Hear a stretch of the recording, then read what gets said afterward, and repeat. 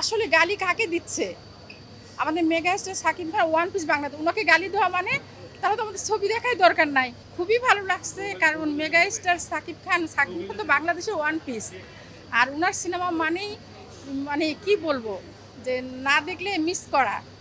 তাই ঈদে দেখতে পারিনি, তাই আজকে এসে দেখলাম। খুব খুব ভালো লাগছে আমার।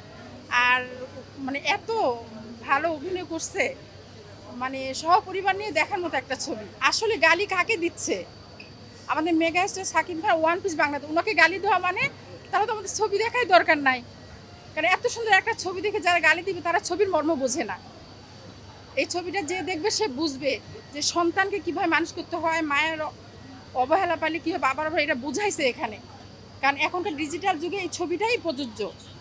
আর যারা বুঝবে তারা এই ছবিটা বারবার দেখতে আসবে, আমি আরেকবার আসবো। Great comeback Shakib Khan and best film. করা একটা মুভি ম্যান। অনেক করা হয়েছে। ভালো ছিল। সুন্দর ছিল। খুব ভালো ছিল, খুব ভালো ছিল। মোটামুটি ভালো ছিল। ভায়োলেন্সের বাইরে নতুন কিছু দেখলাম।